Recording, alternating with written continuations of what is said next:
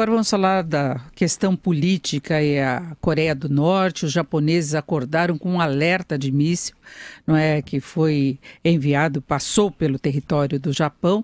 E Vitor Braun tem mais informações. Vitor, boa tarde. Boa tarde, Denise. Boa tarde aos nossos ouvintes, internautas que acompanham o jornal Jovem Pan. O presidente dos Estados Unidos, Donald Trump, reagiu a esse lançamento de míssil que foi realizado ontem pelo regime norte-coreano. Como você disse, o míssil que passou pelo território do Japão e que caiu no Oceano Pacífico, em mais uma demonstração de poder do regime de Kim Jong-un. O presidente americano Donald Trump disse hoje que todas as opções estão sobre a mesa em resposta à Coreia do Norte. O presidente americano disse que o mundo recebeu essa recente mensagem da Coreia do Norte em alto e bom som, que o regime sinalizou o desprezo pelos vizinhos, por todos os membros da ONU e pelos padrões mínimos aceitáveis para comportamento internacional. Para falar sobre essa escalada nas tensões entre Estados Unidos e Coreia do Norte, nós temos um convidado aqui no Jornal Jovem Pan, o professor Carlos Gustavo Poggio, coordenador do curso de Relações Internacionais da PUC de São Paulo. Professor, tudo bem? Obrigado pela gentileza, uma boa tarde. Boa tarde, Vitor. Boa tarde, ouvinte. Bom, professor, como é que o senhor vê esse movimento, mais um movimento aí do regime de Kim Jong-un? Ainda é possível diálogo com a Coreia do Norte ou chegou-se a um ponto aí sem saída? Como é que o senhor avalia? Eu acho que para responder essa questão a gente tem que pensar a única forma que a gente tem para responder isso é pensando em analogias históricas, né? E eu, pensando sobre essa questão da Coreia do Norte, a gente encontra algumas analogias no período da Guerra Fria, né? Então, na Guerra Fria, você tinha também os Estados Unidos com armas nucleares, você tinha também União Soviética e China, que eram países também totalitários, regimes bastante ditatoriais, também com armas nucleares, né? A União Soviética consegue sua bomba em 49, a China na década de 60, 68. E os Estados Unidos conviveu com esses dois países, né? Foi possível a convivência, ou seja, entre adversários com armas nucleares. Só que há um porém, os líderes chineses e soviéticos, quer dizer, o Stalin e o Mao Tse-tung, eles eram líderes, apesar de serem líderes de regimes totalitários, eram líderes bastante prudentes.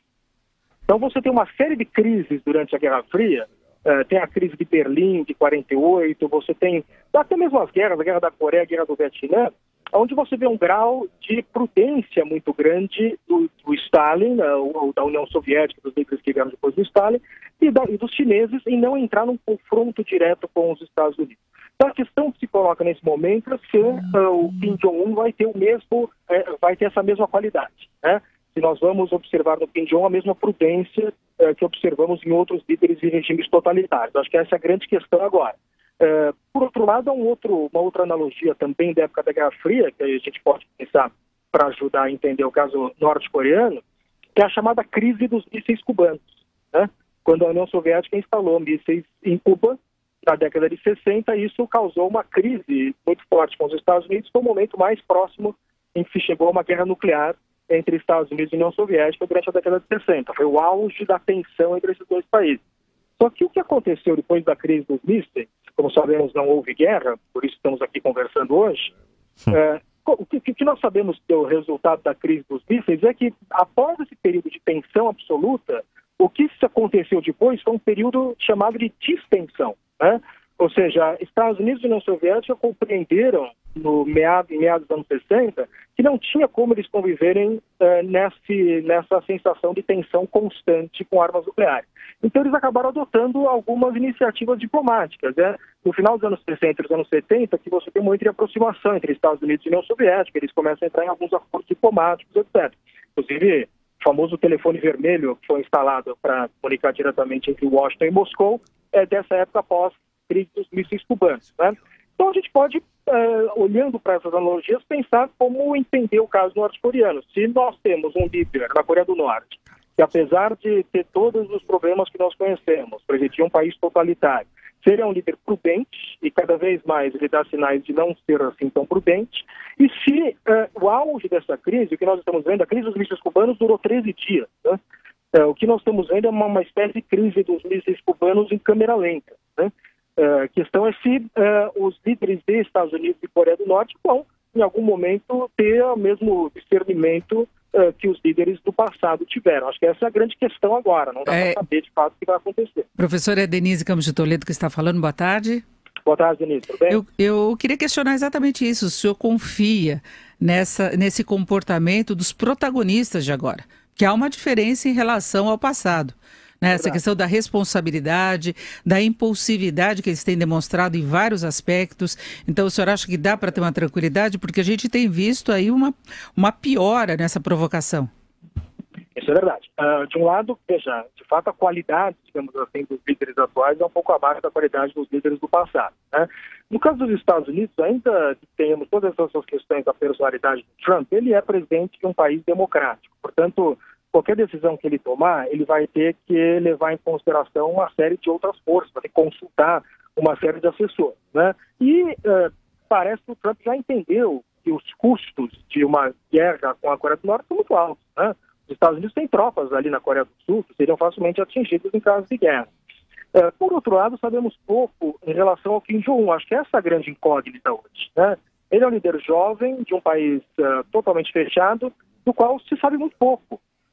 Então, nós, na verdade, tentamos entender o Kim Jong-un através desses sinais que ele manda, ou seja, qual é o sinal, o que ele está tentando comunicar com esse tipo de iniciativa, né? Será que tem algum problema doméstico que ele está tentando se fortalecer domesticamente? Ele é um líder que mostrou que rapidamente conseguiu se consolidar domesticamente no poder. Então, a gente sabe muito pouco em relação a ele. De fato, a questão é mais complexa porque, como você disse muito bem, a qualidade dos líderes não é a mesma, né? Agora... E, professor, eu acho que é importante lembrar que ele já foi acusado, inclusive, de matar parentes. Recentemente, o irmão dele foi morto, envenenado, e há suspeitas de que ele estivesse envolvido.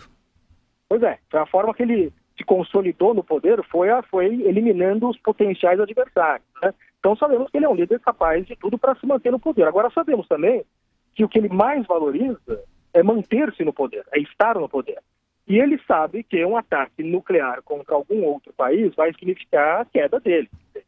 Ele começa uma guerra nuclear, ele sabe que ele tem muito mais a perder do que os Estados Unidos, né? Então o que a gente aposta hoje em dia é nessa, digamos, racionalidade do Kim Jong-un. Racionalidade no sentido que ele quer manter-se no poder, e para manter-se no poder, ele não vai fazer nenhum tipo de ataque. Agora, essas provocações, né, ainda diante de um presidente norte-americano pouco testado, do qual também se sabe muito pouco em termos de comportamento, tornam a situação certamente bastante tensa. Perfeito, então. Esse é o professor Carlos Gustavo Poggio, coordenador do curso de Relações Internacionais da PUC de São Paulo. Professor, como sempre, obrigado pela gentileza, pela entrevista. Bom trabalho aí para o senhor. Até uma próxima. É sempre um prazer. Boa tarde.